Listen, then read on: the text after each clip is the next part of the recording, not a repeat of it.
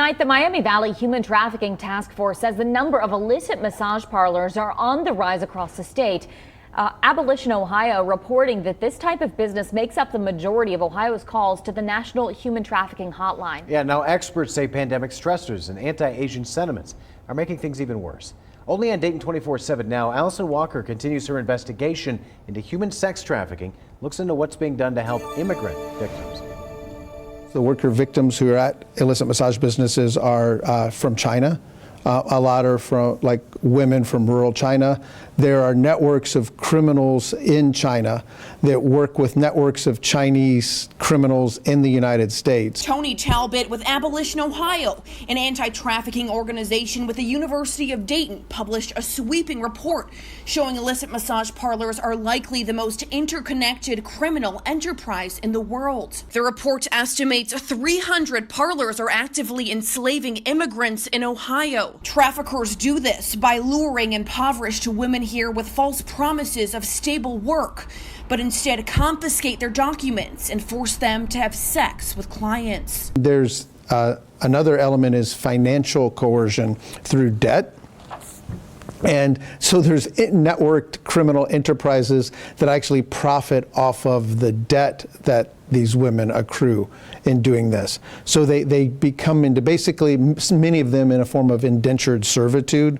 Talbot says loopholes in Ohio law allow traffickers to operate with little oversight, as no license is needed to open relaxation parlors. But House Bill 81 is hoping to change that. And Captain Terry Abels with the Montgomery County Sheriff's Office, who oversees the Miami Valley Human Trafficking Task Force, says it would be a game changer. In our area, we've had anywhere from 3 to 6 at one time, maybe in Montgomery County operating.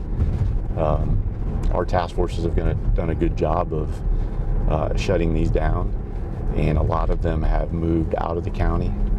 There are currently at least 2 that I know of that we are currently investigating. Abels brought me to a location he recently shut down. More often than not, we find that these women are actually living at the massage parlors in not so good conditions. Most of the time it's just a makeshift bedroom. You know, the bed may be a piece of plywood on basically being held up by cinder blocks with several blankets used as a mattress.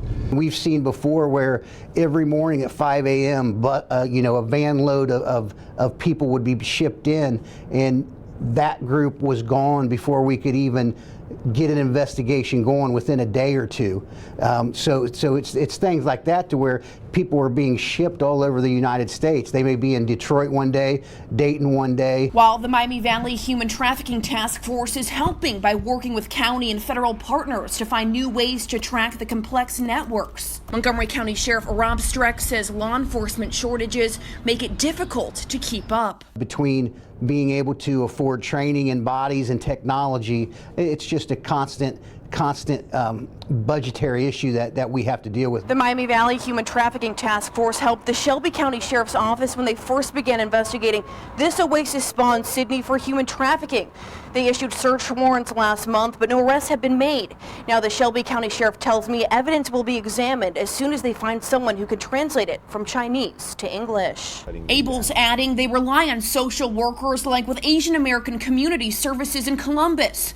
The organization tells me they're just one of 2 agencies that provide Asian language victim advocates. So I sat down with Young Bedell, an expert victim witness and police consultant who helped out in the wake of the Atlanta massage parlor shooting. The worst trafficking victims come from Ohio. The problem is the service providers a lot of time are not able to extract the right information nationwide because they don't understand the culture, they don't speak the language. And also from the law enforcement perspective, they don't have enough resources to hire a victim advocate who can speak the language and also know what to ask and how to ask the question. How does our state's response to illicit massage parlors compare to other states across the nation? I wouldn't blame the jurisdiction of the Ohio for not being able to tackle the problem to the fullest extent. I think it has a lot to do with the misinformation nationwide. We have a very poor understanding of the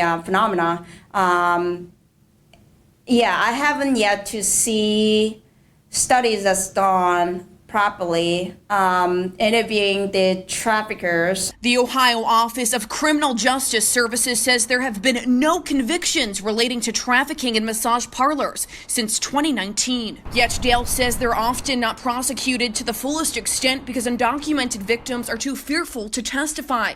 Dale says a better grasp of visa fraud and money laundering is critical for more convictions. Yet, it does not address the human cost in its wake. While the U.S. government provides undocumented victims a path to citizenship through T visas, Talbot says very few are granted. There's still some hesitancy to help immigrants, especially if they originally came into the country and they're undocumented, or they came in through, didn't come in through legal means. Even the fact that it's not their fault because they were trafficked. Reporting for Dayton 24/7 Now News, I'm Allison Walker.